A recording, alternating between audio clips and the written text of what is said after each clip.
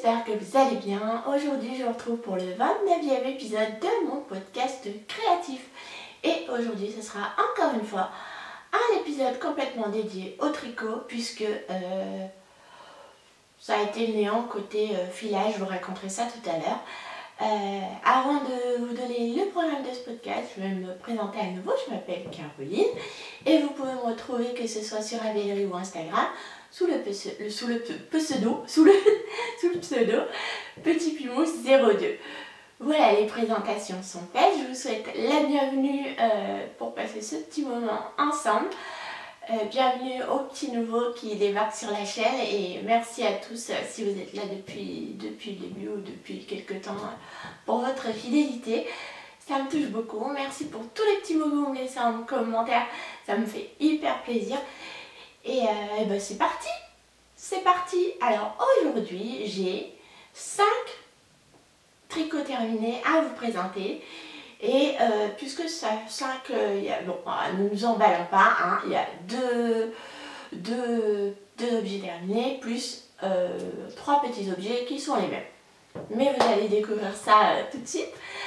Et ben, comme ça est déjà suffisamment long côté vidéo, je pense, on fera un petit point sur mon plaid kaolin concernant l'encours, puisque j'ai quand même pas mal avancé sur mon plaid. Et franchement, je trouve trop beau, il est trop beau mon plaid, n'importe quoi, il est trop beau, décidément. Bon, vous avez l'habitude avec moi, ça part toujours dans tous les sens, mais voilà, là aujourd'hui c'est ma langue qui fourche. Ouh, c'est parti. On va commencer tout de suite et rentrer dans le vif du sujet avec ce que je porte. Et voilà les amis, je l'ai enfin terminé. Il s'agit de mon gilet Harvest de Tin Can Knit. Donc vous vous rappelez, je vous l'avais présenté brièvement lors des précédents podcasts et notamment le dernier où il me restait qu'un bout de manche à faire. Il a été au dodo pendant longtemps ce gilet, mais je l'aime vraiment beaucoup. Il va être bien chaud cet hiver. Donc le voilà, c'est le modèle Harvest de Tin Can Knit, qui est un modèle de gilet gratuit en anglais. Mais honnêtement, si vous avez déjà fait quelques tricots auparavant, c'est très bien expliqué, c'est très adapté aux débutants. Franchement, c'est top. Ce modèle va de la taille enfant à la taille très grand, il est vraiment très inclusif ce modèle. Ça a été un plaisir à tricoter. Le gilet se commence du haut vers le bas. Là je peux quand même pas mal vous le détailler puisque c'est un modèle gratuit. Normalement la bande d'encolure ici est au point mousse. Moi je l'ai faite en poinderie. En fait vous modifiez comme vous voulez, hein. Vous pouvez très bien également la faire en côte de 2 ou en côte 1-1, ça peut être très sympa. Ou alors comme le modèle présenté par Tin Can Knit au point mousse. Donc en fait ce que vous faites, je vais l'enlever, hop. Vous commencez par monter quelques mailles, que vous faites un montage provisoire de quelques mailles, mais vraiment très peu de mailles. Vous tricotez donc comme ça, hop, cette bande. Donc moi normalement c'est du point mousse, moi c'était du poinderie. Hop. Arrivé à la longueur indiquée dans le patron, donc vous arrêtez, donc vous mettez vos mailles en attente. Vous relevez des mailles le long de votre bande que vous venez de tricoter. Puis là vous allez partir et mettre des marqueurs pour indiquer les raglans. Voilà, des manches, tout. Voilà. Et ensuite vous partez, vous remettez sur une aiguille les mailles que vous aviez mises en attente sur votre montage provisoire. Vous mettez sur vos aiguilles, hop, avec les marqueurs pour indiquer les raglans. Voilà, toutes les aiguilles toutes les mailles que vous avez relevées. Puis vous reprenez de l'autre côté les mailles de votre la fin de votre col et ensuite vous tricotez en aller-retour en faisant les augmentations, un coup à droite, un coup à gauche, pour former le raglan. Et ensuite, je le remets, hop, de façon très classique. Vous séparez les manches ici, une fois que vous séparez les manches du corps, vous continuez le corps, pareil, en aller-retour, toujours en faisant votre bande de côte, de mousse, du point que vous voulez. Et puis, voilà, vous continuez jusqu'en bas et ensuite vous terminez, vous changez de taille d'aiguille. Donc le gilet c'est tricoté moi je l'ai tricoté en aiguille 5 et les côtes du bas et des manches se font en aiguille 4. Voilà. Donc c'est la laine worsted. Donc vous finissez donc vous changez de taille d'aiguille, pardon, puis vous faites un certain nombre de centimètres de côte, plus ou moins long selon vos goûts, hein. Vous adaptez vraiment en fonction de la longueur de côte que vous aimez pour votre gilet. Pareil pour la longueur, vous pouvez le faire plus ou moins court, plus ou moins long. Ensuite, vous relevez les mailles, vous reprenez vos mailles, pardon, vous relevez quelques mailles sous l'encolure et un roule ma poule pour les manches. Voilà, que vous tricotez en 5, puis pour les côtes là, vous les tricotez en 4. Et comme vous le voyez, j'ai fait des manches assez longues. C'était pas voulu, mais finalement, comme c'est un gilet très chaud et que en ce moment il fait froid, et ma foi, c'est pas mal du tout. J'en suis très très contente. C'est un chouette gilet. Alors là, je peux pas vous montrer jusqu'où il m'arrive au ras des fesses, hein, au niveau longueur, donc très très bien pour moi. Il n'y a pas de bouton, donc pas besoin de boutonnage à faire, pas de bouton à coudre, voilà. C'est plutôt un gilet, un modèle un peu doudou dans lequel on peut s'envelopper comme ça, voilà, il est bien chaud. Maintenant, dans quelle laine je l'ai tricoté? J'ai fait la taille S et je l'ai tricoté en worsted de Malabrigo dans le coloris Pantene. Voilà. Hop. Voilà l'étiquette, donc c'est du 100% mérino. Ouais. Du 100% mérino, il me semble que c'était 100, et c'est pas indiqué dessus, je le vois pas, mais c'est du 197 mètres pour 100 grammes. Voilà cette laine. Quitte à choisir, je vous recommande en worsted chez Malabrigo plutôt la Rios que la worsted justement. Parce que cette gamme là, j'ai déjà fait mon gilet Gilles d'Aurélia Poul qui était dans le magazine Roulez-vous. Mon gilet Gilles est bon à jeter. Clairement, cette laine bouloche énormément. Je pense que ce gilet là risque de me faire l'hiver. Et puis, et je vais certainement le raser une paire de fois. Mais malgré tout, c'est pas une laine qui tient bien. En tout cas, côté vêtements, qui tient bien à bouton. J'ai aussi dans cette qualité-là le Bulle Blossom de Elang avec Anna. Lui, ça va à peu près, mais pareil, il bouloche beaucoup au niveau des manches. Mais j'ai plus porté quand même mon gilet Gilles. Je porte plus souvent des gilets que des pulls. Et clairement, ça bouloche, c'est rare, hein. C'est vraiment les gros moutons, les gros machins hein, que vous avez sur votre gilet, sur votre laine, c'est pas les petits trucs. Enfin voilà, donc je vous recommande plutôt dans l'épaisseur worsted plutôt la Rios qui semble plus solide que celle-ci, qui bouloche vraiment beaucoup. Sinon, le coloris est super beau, j'adore. Voilà, donc ça se tricote très très vite en aiguille 5, ça va hyper rapidement, sauf que sur ce projet-là, j'ai été atteinte d'une grosse flemmardite aiguë et je l'ai mis au dodo pendant un sacré bout de temps. Mais malgré tout, maintenant, je suis contente de l'avoir. Et là, vous voyez, j'ai chaud avec, j'ai chaud. Il va me tenir vraiment bien chaud, je suis contente. Et en plus, là, en ce moment, il caille, hein, il fait froid, je sais pas chez vous, mais nous... en Picardie, dans l'aile, là, fait froid. Hein. Donc voilà, voilà. Voilà pour le premier projet terminé. Je pense que je vous ai tout dit. Sinon, n'hésitez pas à me poser des questions sur ce modèle. J'y répondrai. Et puis de toute façon, comme d'hab, toutes les infos sur le patron et la laine sont disponibles dans la barre d'infos. Je vous mets tout juste en dessous. Le second projet terminé, et je vous les avais déjà présentés la dernière fois. Je vous en avais montré une, mais là, il y a les deux.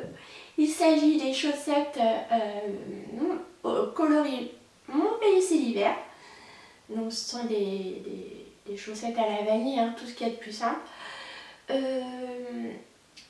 En laine biscottien.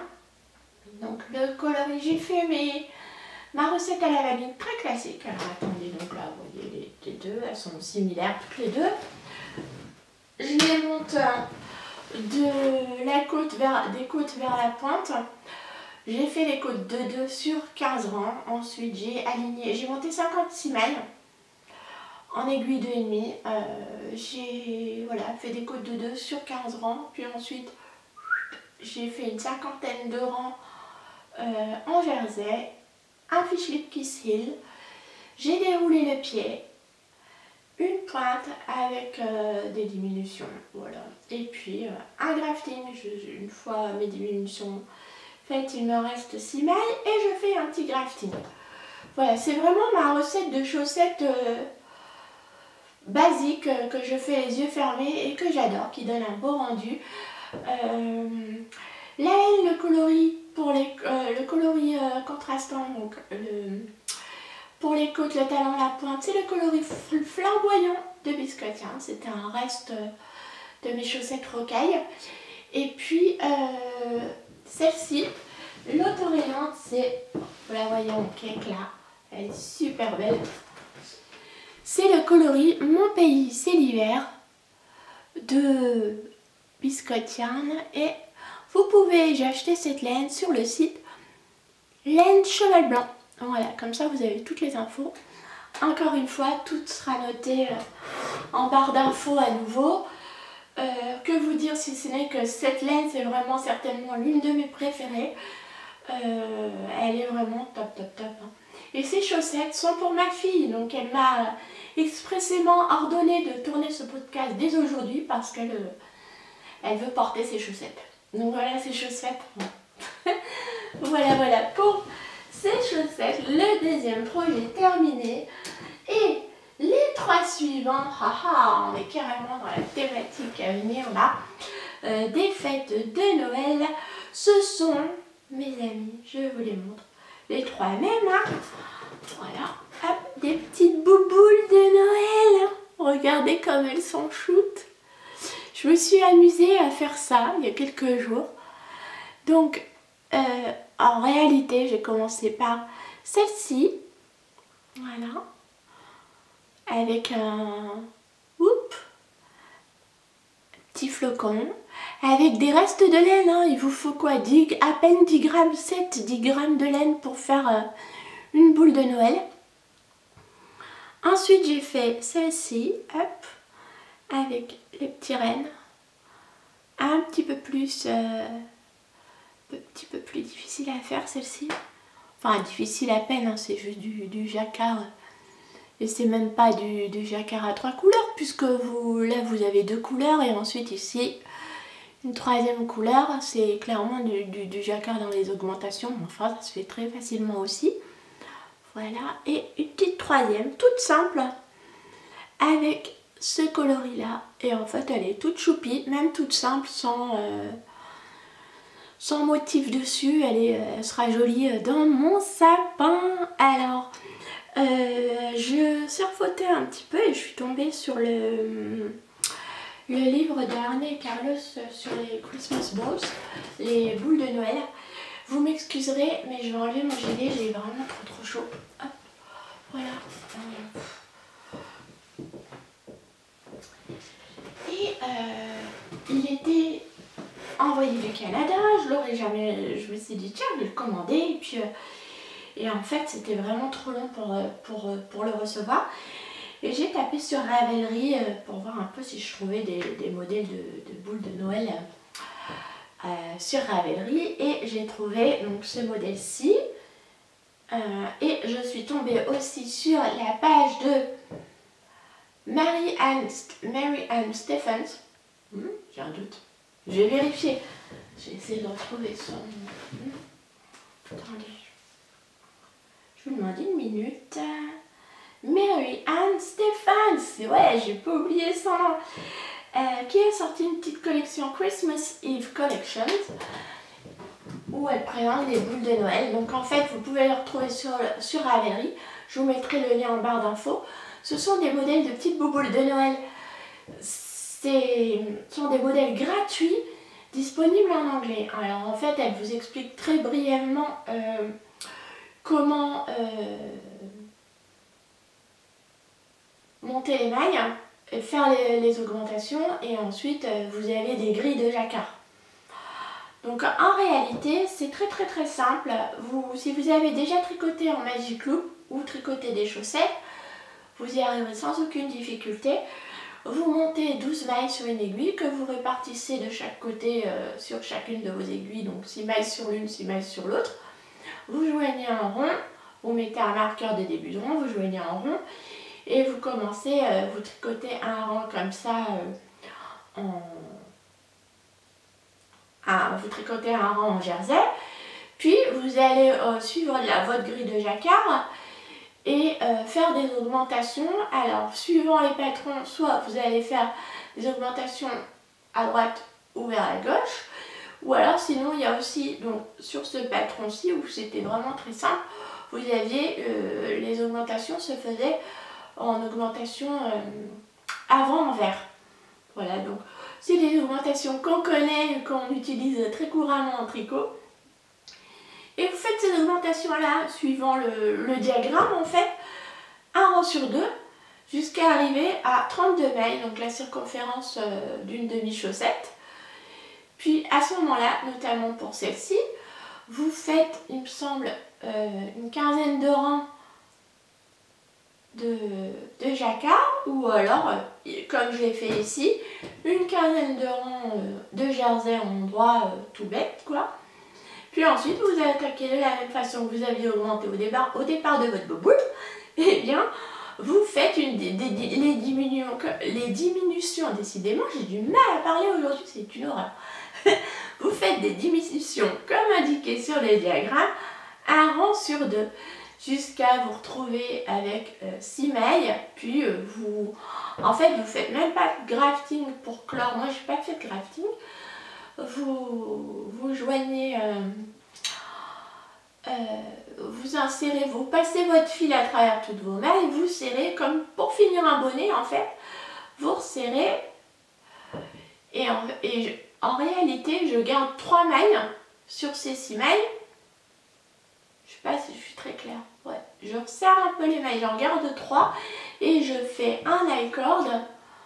Voilà, donc là vous faites le high cord à la taille que vous voulez et ensuite vous venez le joindre à la base de votre petite bouboule. Alors si vous n'avez jamais fait de tricoter de boules de Noël, vous pouvez commencer par celle-ci. Clairement c'est la petite bouboule de Noël débutante, hein, niveau débutant. Ensuite vous avez celle-ci. Vous voyez, là, clairement, les augmentations, elles se font up. Alors, je vous montre les fesses de ma bouboule. Là, vous voyez, c'est vraiment des augmentations inclinées à droite, inclinées à gauche sur ce patron-là. Ensuite, vous avez le niveau intermédiaire, n'est-ce pas? Où là, vous avez des augmentations qui se font ici, donc ça fait comme une petite couronne, un peu comme là, en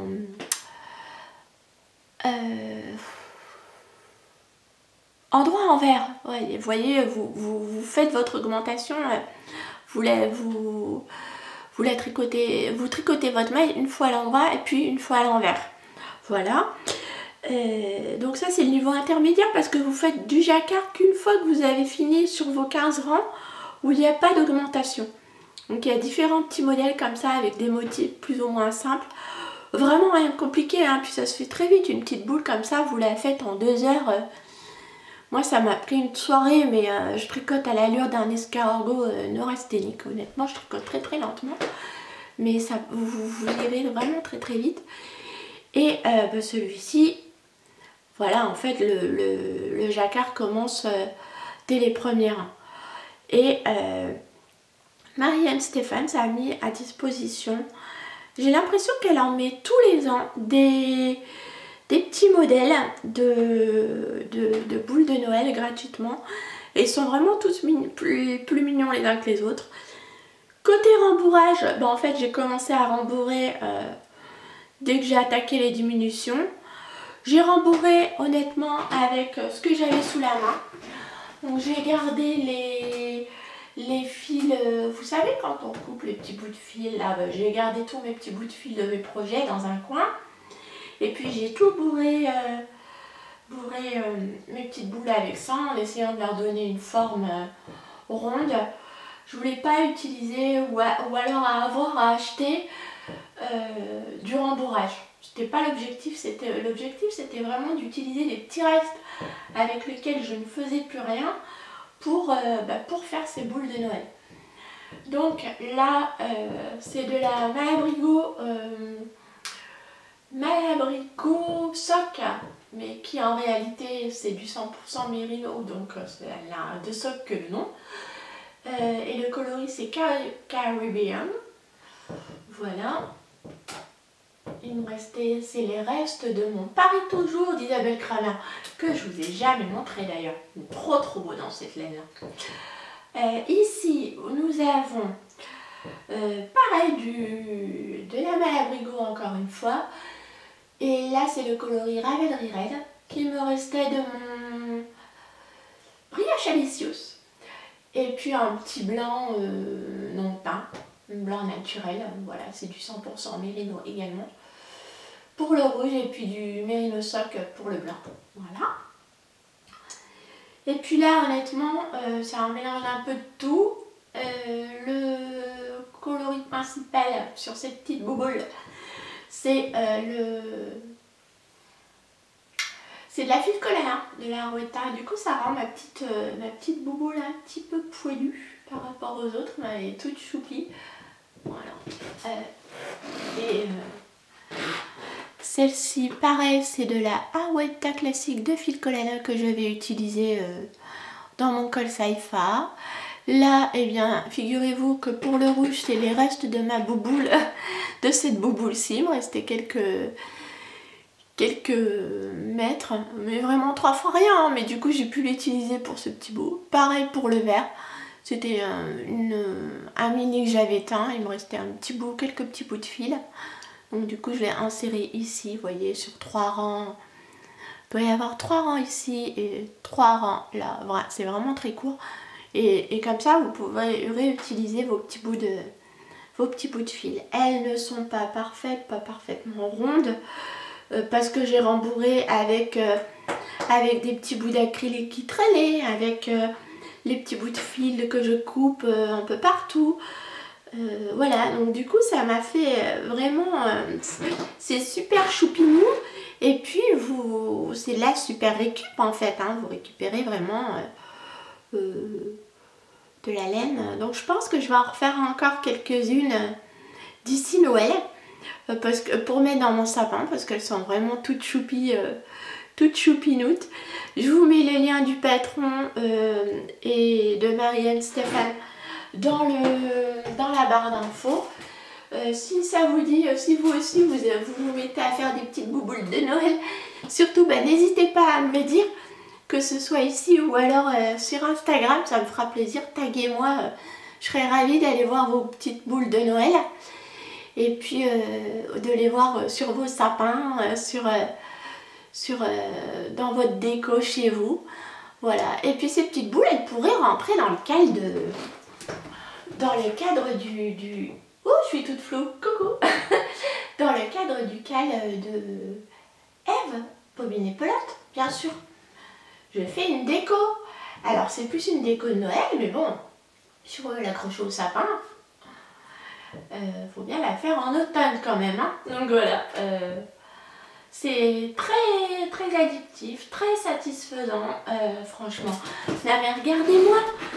Et même le petit, je fais le petit renne au nez rouge, s'il vous plaît. C'est trop choupinou.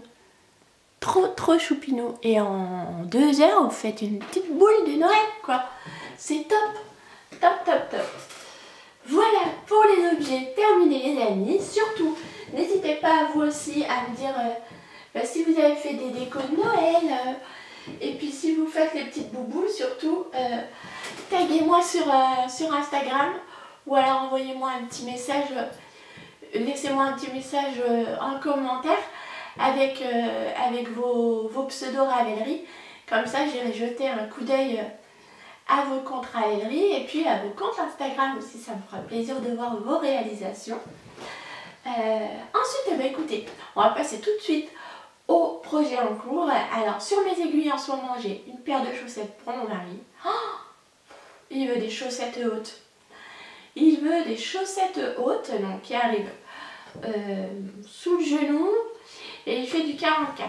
Eh ben mes amis, c'est long. Moi qui fais du 35, je vous raconte pas, ça me change par rapport aux chaussettes que je tricote d'habitude. C'est pas du tout la même taille. J'ai l'impression de tricoter une chaussette de Noël presque.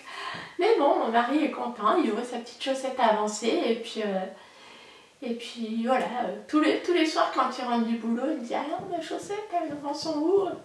Bon, c'est chou. Voilà, je vous la montrerai la prochaine fois parce qu'honnêtement, c'est vraiment, je vous les montrerai terminées. C'est des chaussettes très basiques en une seule couleur. Voilà, mais je tenais quand même à faire un point sur mon plaid kaolin. Voilà, parce que j'ai quand même bien avancé depuis la dernière fois. Et honnêtement, ce modèle, il est d'une beauté, il est terrible. Voilà. Alors, je vais vous le montrer à l'endroit. Hop, vous êtes prêts? Hop. Je commence un petit peu à prendre des lenteur. Et voilà, et ben voilà, je suis cachée. En fait, ce n'est pas un plaid, c'est un rideau, les amis. Donc j'en étais. Il est où mon marqueur? Ah, il est là. Voilà. La dernière fois que je vous l'ai montré, j'en étais. Je me rapproche. Youp, ici. Voilà. Donc j'avais fait cette partie-là, j'avais recommencé parce que je m'étais trompée. Donc j'en étais là et j'ai fait tout ça depuis la dernière fois. Donc j'ai fait les octogones. Voilà. Et puis le motif de grand damier entrecoupé de sections de jersey. Le tout encadré par une bande au point riz. Voilà. Il est magnifique, c'est un plaisir à tricoter ce plaid. Oups. Voilà. Beau.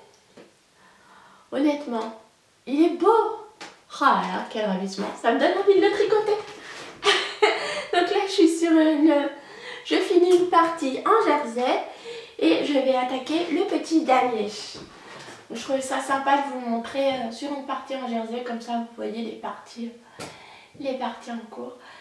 Mine de rien, hein, c'est un plaid, mais il est quand même rapide à tricoter parce que voilà, il avance, chez moi il avance à son rythme, mais parce que je ne tricote pas que ça, et parce que je me dis que, étant donné que je vais devoir le laver à la main, ne sera pas lavé avant l'été prochain ou le printemps et qu'il fera beau pour que je puisse le faire sécher en extérieur, donc j'ai le temps. Et c'est pas plus mal parce que figurez-vous que là, mon plaid commence à prendre de l'ampleur quand je le tricote et il me réchauffe les genoux quand je le tricote, il est très chaud. Voilà, non, la laine évidemment est superbe, très douce. Je peux vous la montrer, mais elle n'est plus disponible. Ce plaid il est tricoté en harane et moi je le tricote en aiguille en aiguille 5. Je suis très contente de ce plaid, il avance vraiment très bien. Comme je disais,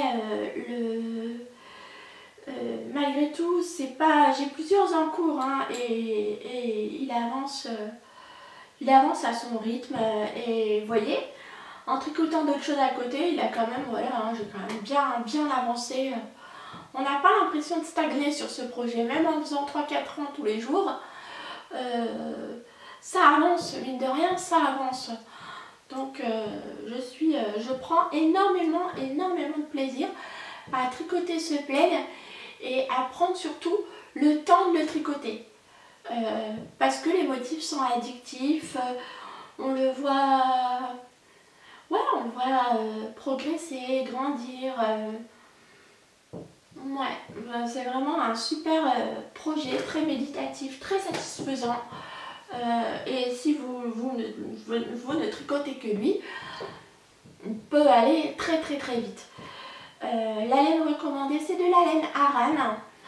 Donc vous pouvez le tricoter en aiguille de 5 à 6 suivant la taille que vous souhaitez. Hein.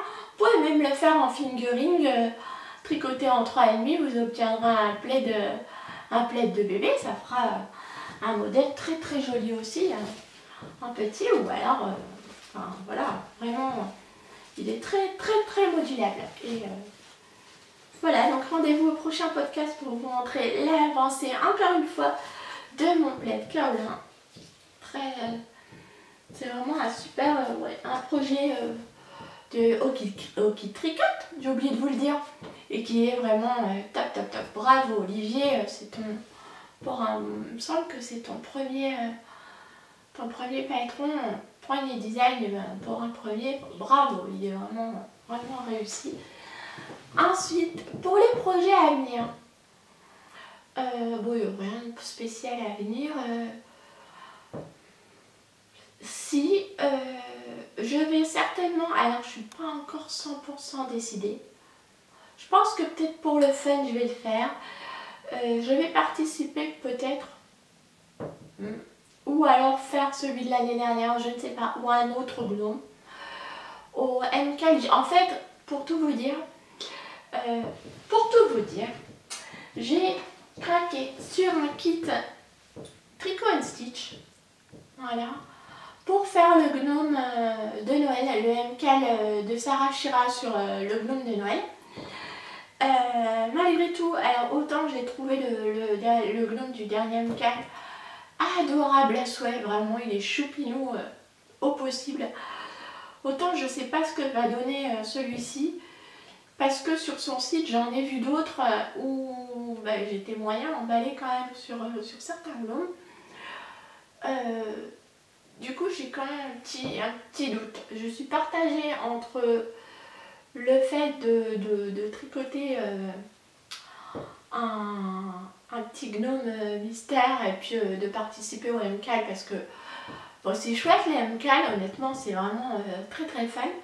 Et puis faire un gnome de l'avant, ça peut être très chouette. Mais ces laines-là, qu'est-ce qu'elles sont belles quand même. J'ai un petit peu peur de gâcher ces magnifiques coloris si jamais le gnome ne me plaît pas. Donc je me demande si je... En fait, je me prends la tête pour rien, vous voyez. En même temps que je vous parle, je réfléchis. Je peux très bien faire le MK avec des laines de moustache et garder celle-ci pour faire un gnome qui me plaira. Non mais, pourquoi je me prends la tête? C'est vrai ça. Ouais.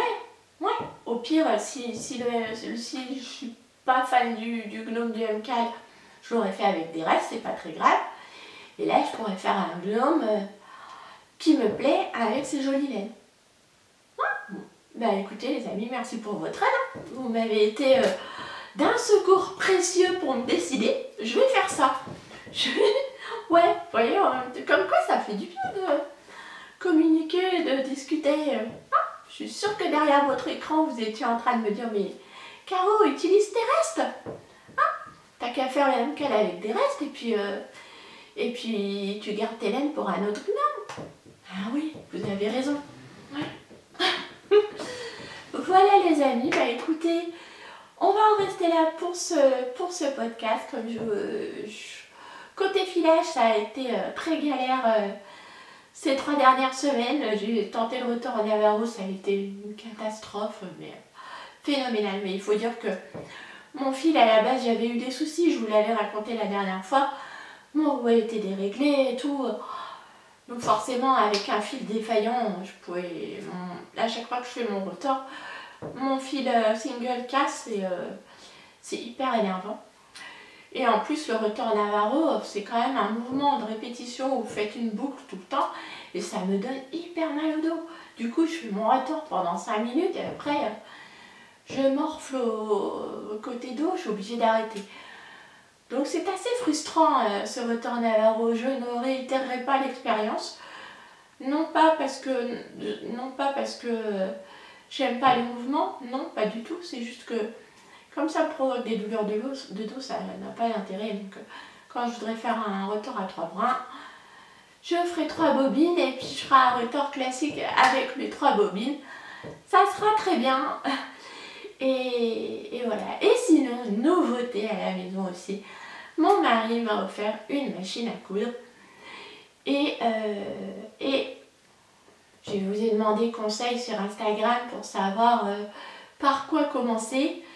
Vous avez été plusieurs, hein, vous avez été adorables, j'ai eu plein de messages pour me donner des conseils et tout. Et je me suis lancée. Alors faudra que je vous raconte ça en détail parce que franchement c'était un vrai sketch. Je crois que là sur ce coup là je suis en train de faire toutes les erreurs de débutant possibles et inimaginables. Mais c'est pas plus mal parce que ces erreurs là me permettent de mieux appréhender ma machine et de bien la connaître. Donc je pense que je vous raconterai tout ça quand je vous montrerai le projet que je suis en train de faire. Que je dois terminer. Voilà, les amis. Et vous en êtes toutes vos activités créatives? Est-ce que vous allez faire des petites décos de Noël? Est-ce que si vous avez une chaîne YouTube, vous allez faire des vlogmas? J'avoue que moi, je vais pas en faire, mais je vais me régaler à les regarder. J'ai déjà vu plusieurs copinettes qui ont dit sur leur chaîne qu'elles allaient faire des vlogmas. À chaque fois que j'entends ça, waouh! Je vais me régaler avec toutes vos vidéos en décembre. Moi honnêtement je déteste le montage. Donc imaginez un peu faire une vidéo tous les jours pour rien que pour le montage, ça me décourage. Voilà. Mais je regarderai celui des copines assidûment. Et puis ce qui est génial avec les vlogmas, c'est qu'on découvre de nouveaux comptes et tout, et ça c'est chouette, de nouvelles chaînes. Voilà, je vous donne rendez-vous, j'arrête là pour ce podcast, pour tout ce blabla, et puis je vous donne rendez-vous très très bientôt pour un prochain podcast créatif. En attendant, je vous souhaite une bonne journée, une bonne après-midi, une bonne soirée, un bon week-end, une bonne semaine, quel que soit le moment où vous regarderez cette vidéo, et je vous dis à très très bientôt. Au revoir.